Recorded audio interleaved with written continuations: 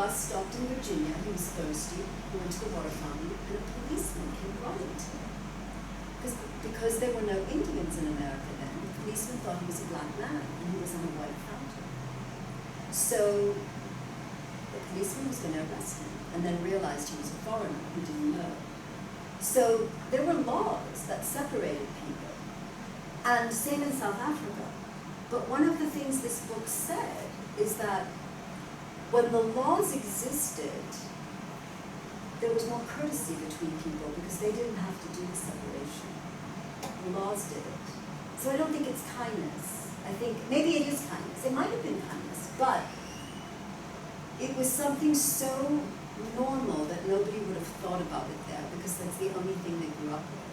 So they wouldn't have even thought about it. And there are many things in Costa Rica too that we don't think about that are just part of their culture and only an outsider will see. But that's how I felt. I felt that I was getting so angry, but I was also angry at myself because I was benefiting. And so I wasn't being really pure and going against it. I was part of it. And that's why I wanted to write this story, because I felt that I couldn't write it and say, racism and prejudice is so terrible and I'm perfect and I never am part of this because I'm not white.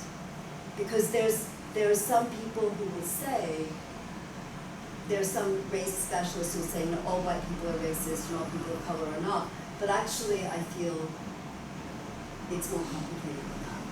So that's what I was trying to say, because that was a very confusing thing for me, but I saw it.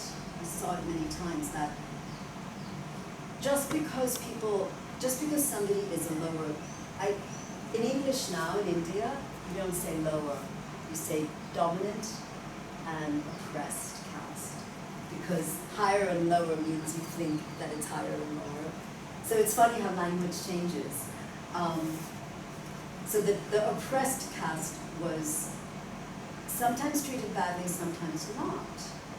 But the whole idea of it is a very ugly idea, an idea that a human being is not the same as another human being just because of how they're born. I mean, it's a very alienating idea.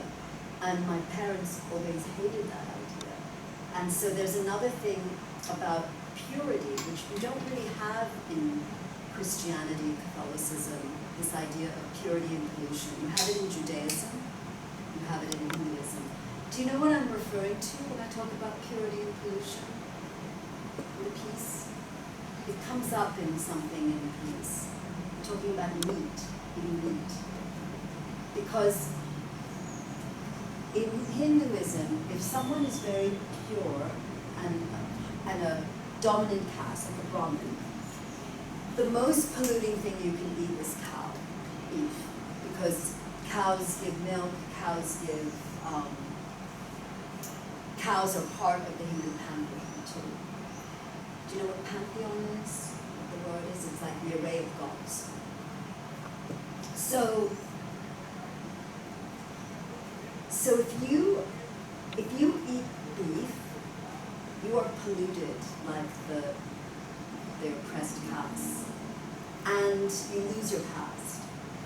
So I didn't know all of these things because I didn't grow up in India so much.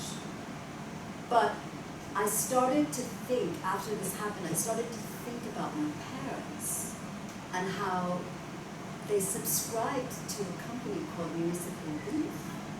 And every month we would get meat to come to a freezer. And I started to think, maybe there was a reason for this that they didn't even realize, they were unconscious about. And maybe it has to do with caste, because they wanted to separate themselves from that kind of caste purity. They didn't believe in it. They believed that it was wrong to think one group is better than another. And so they ended up polluting us. Does that make sense? It's very, but it's like, I think it was very unconscious, but it was something that they wanted to do because they wanted to, like, just say, go to hell, all these ideas. We don't believe in that.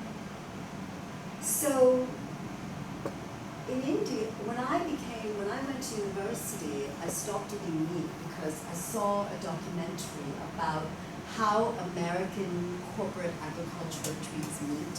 They torture the animals, they put them in pens. The chickens are like you know, they're injected with antibiotics. It's a very aggressively oppressive, inhumane way of treating the animals. And so I just decided I'm not going to eat meat. And what I was thinking after writing this essay is maybe there was something else. Maybe I'm like going back to caste, I don't know, because it's something deep in my family's history, this idea of vegetarianism being associated with purity. And even though that's not my reason, I started wondering, do we kind of go back to something that we're not conscious of that comes from our families for generations? You know? Can anyone think of something like that in your lives? Are there things that you're unconscious of that you may be reproducing from your family history?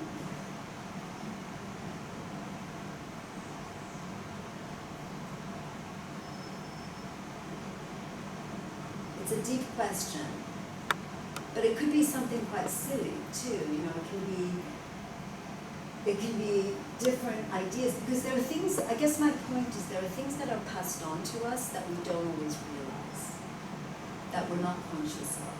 Our parents, our grandparents, they're giving us messages, but we don't always realize it's a message. It just becomes part of who we are. So when you get older and you become your own person, you start to separate and think, is that me? Or is that what I was brought up with? And so this idea of purity, so it used to get very confusing when I would visit my cousins in India when I was in the Peace Corps. I would go to Delhi, and one of my cousins, she was a student at Delhi University. Delhi University is one of the best universities in the country.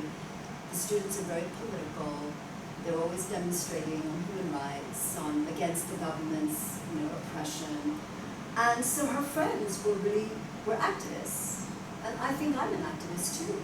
But everyone thought I was really conservative because I didn't eat meat. Because for them, every activist will eat beef and eat meat, because if you don't, that means you're really conservative and religious.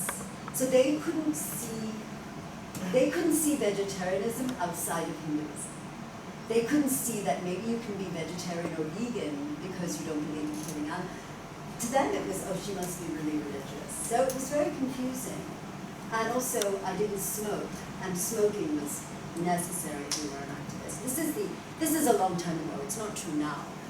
But it was just to say that the signals were different. And sometimes you'll find when you go to different places, the signals are different on what you do. So, did anything else strike you about this story of the plates and the food and not eating? The people who came in a little bit later, you're welcome to join, introduce yourself, tell us. We've been around. Everyone said their name, where they grew up and when they started learning English. So maybe you can tell us. So my name is Jessica again. I started to learn English starting at 20. And I grew up here in Costa Rica in the area of Oh, great. Wonderful. And did you get a chance to read the piece? Yeah, I was just thinking about the question that you asked about one stereotypes that are passed down to us from our families. And I was personally thinking that, especially from my father's side, there was like this belief, not anymore, but there was this belief about men are not allowed to cry. So when my older brother got emotional, he was told to not cry. And to me it was like very normal.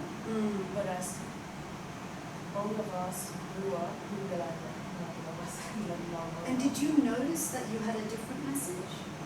Did Do you have the same message about not crying as your brother? No. No. So you notice that he has this message and I don't have it. And what did you think? Did you think it's because crying is weak, or did you think it was because crying, it's okay for you to express? What was your idea of why your father might have said that? Honestly, I'm not sure. Yeah. But I feel like my grandfather was really trying to be very manly. Mm. So I feel like he just thought that that was like the right thing to teach to others. Mm-hmm. That's a really great example, because I remember my father saying to me, "I've only cried once in my life." And I was really small when he said that, so I didn't say, "Why are you telling me this?" When you're young, like he was saying, you don't question, you just listen. But later I would wonder, why is he saying this? Is it bad to cry? Is it something that isn't good? And because I don't have a brother, I didn't see, I'm sure it would have been the same. But it is, like sometimes you get these messages, and that's a really good one, where they're not explaining why, but you come up with your own explanation of what it means. And it can be powerful because it's what you hear when you're young. And it's a message you hear when you're young. Does anyone else have a good example like that? Well, my dad used to say that my dad was very fat for a couple of years, and he used to tell me all the time, fat people are not happy, that they cannot. And he got really fit, and like he got lean and everything, like because he genuinely thought that was true, and that was true for him. The years that he was fat, he used to say like, I could not be happy when I was. So it was like he was saying to you, "I'm not happy now." Yeah. It sort of, but it was also like generalizing that, like that was his experience. So